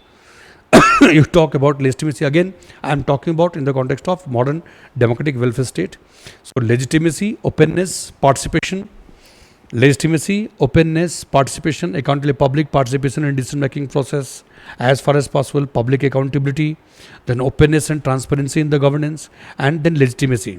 The government should be legitimate one. ठीक है, जो गवर्नमेंट को लेजिटिमेटी नहीं है, ठीक है, तो वो वो गवर्नमेंट वो कैसे गुड गवर्नेंस लेकर के आएगी. केवल बात deliverance of goods and services की नहीं है, मतलब means and ends, both of them are important. So the ultimate ends are being accomplished, but the means, through wrongful means, a government has been constituted. Wrongful means, ठीक है, and then even if it is efficient at one place, fine, it is providing goods and services, but the wrongful means, it means in future new set of problems will come into existence because of this. अगर आपके means अगर सही नहीं हैं, ends अगर सही भी हों, लेकिन मीन्स अगर सही नहीं है, तो wrongful deployment of wrongful means in the future may give birth to multifarious undeserving ends to be accomplished. नए प्रॉब्लम्स, नए एंड्स आपके सामने आ जाएंगे, उस नए प्रॉब्लम को आपको एड्रेस करना पड़ जाएगा. ठीक है, so this Lopa, that is legitimacy, openness, participation, account, और भी कुछ इसके अंदर आ सकती है बेसिक चीज़ें. ठीक है, सो दिस है stable component, and then you have this component which is change oriented. तो गुड गवर्नेंस में ये चीज़ें स्टेबल रहेंगी, आप जहाँ भी जाएंगे, लेकिन ये जो बाहर के सर्किल है, ये समय काल परिस्थिति के अनुसार, ये देखिए चेंज हो रहा है, समय के अनुसार इसमें कई सारे बदलाव, गवर्नमेंट को थोड़ा प्रोएक्टिव होना पड़ सकता है, डिजिटल गवर्नेंस की तरफ जाना पड़ सकता है, एंटिसिपेटरी गवर्नेंस आप उसमें चले जाएंगे। इस तरह से कई तरह के नए मॉडल डेवलप होते रहेंगे। तो आउटर रेल्म जो है दिस इज चेंज ओरिएंटेड, इसमें नई चीज़ें आती और जाती रहेंगी, और ये है कंपेरेटिवली स्टेबल। ठीक है, आज की बात करें या 100 साल बाद बात करें, आप हमेशा चाहेंगे कि कोई गुड गवर्नेंस का कॉन्सेप्ट आएगा ही नहीं, और गवर्नमेंट खुद अगर गवर्नमेंट को लेजिटिमेट तरीके से नहीं बनाया गया है, ओपननेस, ट्रांसपेरेंसी, अकाउंटेबिलिटी अगर नहीं है तो you have a stable component and then you have a change oriented component.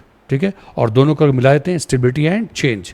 Progress का मतलब जानते हैं, progress is all about bringing stability amid change and change amid stability, it's all about. जब तक एक स्टेबल कंपोनेंट नहीं होगा तब तक चेंज हो ही नहीं सकता। For any kind of change to take place you need a stable disposition. जब तक एक मौलिक स्थिरता नहीं है, स्थायित्व नहीं है, बिना स्थायित्व के, बिना एक सेंट्रीपिटल फोर्स के आप वो चेंज नहीं हो सकता। तो स्टेबिलिटी एंड चेंज, यहाँ तक clear. So this is about good governance. So good governance में भी आपको याद रखना है, गुड गवर्नेंस में भी दो कंपोनेंट्स इंपॉर्टेंट, एक स्टेबल और एक है चेंज। स्टेबल कंपोनेंट और ये चेंज ओरिएंटेड, एक इनर सर्कल एंड दूसरा है आउटर सर्कल। Point clear. तो this is all about ethical governance. Ethical governance के साथ हमने बाकी कॉन्सेप्ट भी डिस्कस किया। आपको गवर्नेंस से फोकस करना है और फिर उसको क्वालिफाई कर दीजिए, उसके पहले वर्ड का कुछ भी नहीं है, कोई डिफिकल्ट कुछ भी नहीं। ठीक है, आगे नेक्स्ट लेक्चर में हम बाकी मॉडल्स डिस्कस करेंगे। ठीक है, ये कंप्लीट। आपने क्या क्या देखा, यहाँ से शुरुआत हुई थी आपकी, ये यहाँ शुरुआत हुई थी एथिकल गवर्नेंस। उसका फिर ये था ethical governance in India, how to bring ethical governance in India, what are the measures which are required to be taken, long term short term measures। और फिर ये हम डिस्कस किया डिफरेंट मॉडल्स ऑफ गवर्नेंस, और एक model आ गया good governance. And good governance में जो गुड है, इट इज सो ब्रॉड और accommodative nature that attributes of all models of governance can be brought within the bounds of it. And the good में क्या होगा, good में एक stable component है, and then as per the changing situation circumstances new attributes are required to be, और new features are required to be accommodated. कई नई चीज़ों को लाना पड़ता है। तो ये गुड में ये टाइम और प्लेस, ये दो फैक्टर हैं, इसकी वजह से इस गुड की परिभाषा बदलती रहेगी, और इसका इनर मोस्ट कॉम्पोनेंट जो है वो तो स्टेबल रहेगा, लेकिन बाहर बहुत सारी नई डेवलपमेंट्स होते रहेंगे और गवर्नमेंट को नए तरीके से रिस्पॉन्ड करना पड़ेगा। क्यों? चेंजिंग एस्पिरेशंस ऑफ सोसाइटी, और द क्राइटेरियंस में भी चेंज होता है समय काल परिस्थिति के अनुसार। ठीक है, ये गुड गवर्नेंस। उसके बाद फिर हमने इसमें आपको ये कॉम्पोनेंट दिखा दिया। गुड गवर्नेंस आपको डेवलपमेंट के लिए दोनों चाहिए, प्रोग्रेस और डेवलपमेंट की चाहिए स्टेबिलिटी एंड चेंज। ये स्टेबिलिटी और ये हो गया चेंज। स्टेबिलिटी के बगैर चेंज संभव नहीं, और अगर चेंज ओरिएंटेड अगर आप नहीं है तो आप स्टेबल बहुत दिन तक नहीं रह पाएंगे। क्लियर? ये आपके दोनों हो गए 1 और 2 कंप्लीट। Thank you.